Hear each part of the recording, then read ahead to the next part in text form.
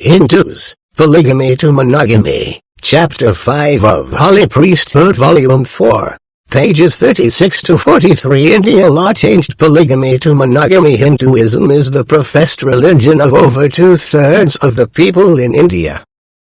It embraces the philosophies and moral teachings of sacred works in the Vedas, for ancient sacred books of Hinduism, consisting of psalms, chants, sacred formulas, etc., and contains some of the most beautiful and uplifting thoughts embraced by any religion.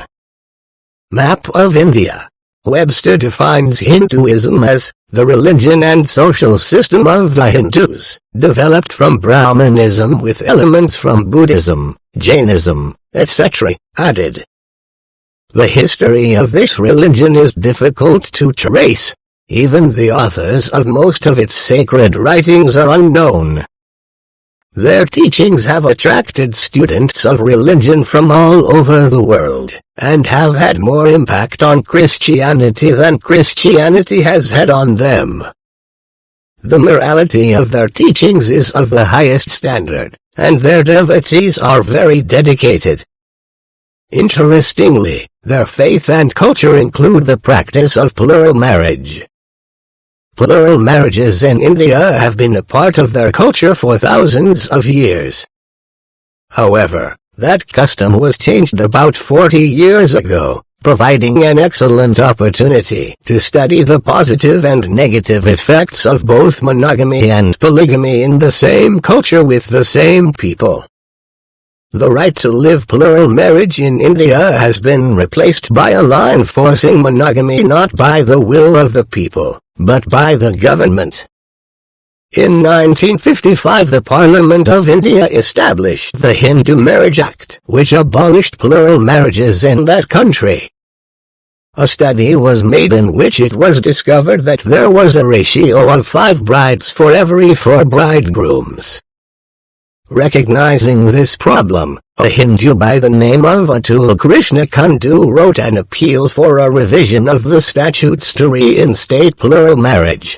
Imposition of the rule of monogamy by means of Hindu Marriage Act 1955 on Hindus of India added fuel to the fire of various socio-economic problems of the Hindu community. Because this imposition of the rule of monogamy on Hindus of India against Hindu religion, the very religion by which they are identified, is not at all a true representation of the will of the community. Atul then followed with comments and a chart showing the general trend of surplus women in the country.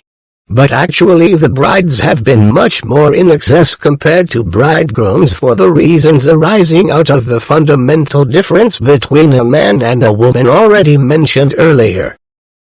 That is why practically we see that if a bridegroom 40 years old wants to marry a bride 20 years younger than him, he can definitely have a bride as his wife, because those brides due to poverty for the purpose of solving their problem of feeding, clothing, and lodging, even prefer to be a co-wife to prostitution. Bureau of Corrective Administration under Home Ministry is not at all sufficient to correct and prevent the poor and unfortunate women from being prostitutes or so depriving them of their natural desire to become mothers of legitimate children.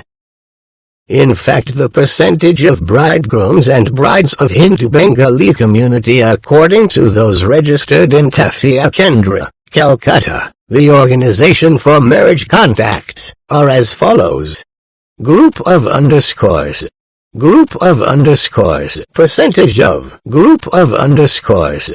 Period. Bridegrooms, brides, excess brides, December 1971, 36%, 64%, 78%. December 1972, 39, 61, 57. December 1973, 41, 59, 44 December 1974 39 61 57 December 1975 39 61 57 December 1976 41 59 44 According to the method of sampling, the above data can be taken as the reflection of the middle class of the people, or any class of people, of Hindu Bengali community of India, where the social environment is different from that of Western countries. It seems that due to lack of scientific understanding of the society we live in, monogamy was imposed on the Hindu community of India against the directives of Hindu religion, the religion by which they are identified. Ibid. Pages 10-11. The India government, the same as in other countries, likes to control the affairs of religion and regulate how people live and believe, usually resulting in suppression and catastrophe.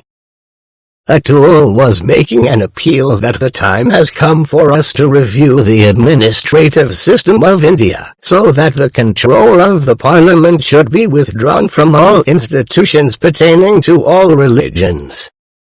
He was asking them to find some solution for excess young women. He wanted the law to be repealed so their culture could return to the natural flow and interest of the society. He continued, "Therefore, time has come for us to review the imposition of monogamy by Hindu Marriage Act, 1955, on Hindu community of India, because this is necessary for stopping the socio-economic deterioration as well as for the advancement of Hindu community of India." After the implementation of monogamy for Hindus, criminal offenses among women have increased. Suicides, mainly among males, the normal breadwinners for Hindu families, illegitimate children have increased in number, unhappy families and others through prostitutes spread venereal diseases in Bombay, so much that Bombay is now one of the 10 cities in the world where the incidence of VD is highest. Venereal diseases in Calcutta also have grown tremendously high. Mental illness of people due to family feuds, sexual maladjustment and marital disharmony have increased. Murders of housewives have increased. Some husbands have been killed by or at the conspiracy of their wives. Picture the wives of Krishna, pleading for mercy on the dragon. This sounds very similar to a description of the American Christian system of monogamy. And judging a general practice by the fruits, monogamy has certainly failed miserably. Generally speaking, it does not work for the Christians nor the heathens.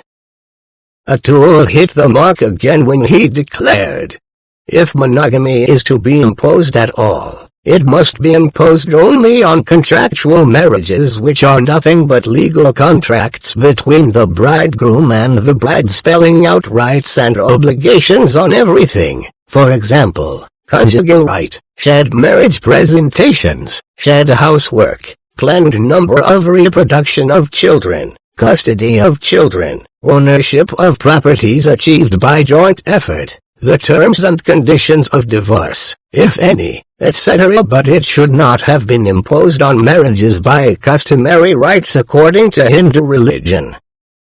Exactly. If a couple wishes to have the state enter into their marriage with whatever desired stipulations they want in a legalized contractual agreement, then it is the privilege of the state to do so.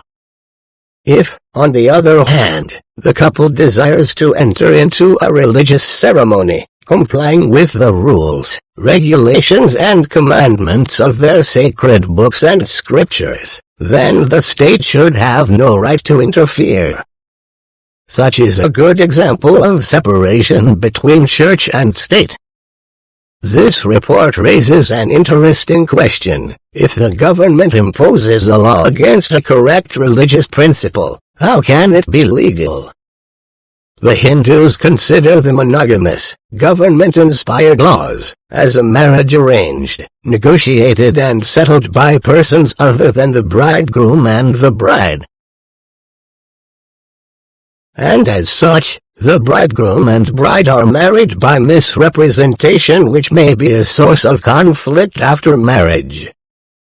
Atul Kundu writes, "It is clear that the imposition of the rule of monogamy on the Hindu community of India in 1955 was done without any systems analysis, that is, without studying the problems of the people of India in totality." He then makes a comparison of India with America. Similarly, a single basic fault in the legal system of the Hindu community of India is sufficient to collapse the Hindu community of India slowly and gradually if that basic fault is not discontinued. Indian philosophy and culture are splendid and much more advanced than those of the West. But we, the Indians, have grown an inferiority complex in us, looking at the advancement of the West in technology, and blindly copied the rule of monogamy in 1955 for Hindus of India, forgetting our rich culture and philosophy. Thus, monogamy has become a serious detriment to the Hindu culture, which has been that marriage should be a family matter rather than a government contract between a bridegroom and a bride. Furthermore, it is religious law that the man should rule over the woman, not have equal authority in their marriage. Once again, according to Atul, 2 prime ministers in India or 2 presidents in USA having equal authority would have been detrimental to the administration of the states, and in the same way the husband and the wife having equal authority in a family are likely to be harmful to the smooth running and progress of the family. In USA, a country of monogamy, at least 1/3 of the total marriages are ending in divorce in a year, and it is likely to increase in the future. In Britain, another land of monogamy, divorce rate is now among the highest in the world. There is 1 divorce approximately for every 2 marriages. Ibid. p. 22. Christian Americans can and should learn a great deal from these heathen infidels. The recent results of enforcing monogamy in India should show that it is destroying them, and is doing the same thing here in America. If we fail to check that system, it will do as Atul said, collapse the community. Slowly and gradually if that basic fault is not discontinued. To summarize the philosophy of Atul Kundu and the Hindu people, consider the following points. 1. There is a nationwide problem because of the surplus of women. 2. Polygamy would allow more women to marry and would help them with their financial difficulties, providing needed food, clothing and lodging. 3. It would help solve the problems of so much prostitution and illegitimacy. 4. The government would have to regulate and enforce 1 less law, and would not be able to interfere with the practice of religion. 5. It would avoid state contracts which include many provisions that neither the bride nor groom want. 6. Polygamy would help stop the social and economic deterioration that has been growing in the society. 7. It would diminish criminal activities between husband and wife, and allow the husband to be the head of the family. 8. It would decrease suicides, murder, venereal diseases, mental illness and sexual maladjustments. The similarities in the conditions of both India and America are evident. removing the government from the control of marriages unless invited by the parties concerned, and placing such unions back in the realm of religion, would enable polygamy or monogamy to be the respective choices of the individuals involved and would undoubtedly improve the standards and conditions of community life. The standard of morality in America is among the worst of all the nations of the earth, yet America is supposed to be a Christian nation. What has happened to the principles they say are the most wholesome of any other religion or nation? There must be something amiss if greater problems are being created here than those in the heathen nations. Chapter 6: The Islams. The polygamous solution in Arabia.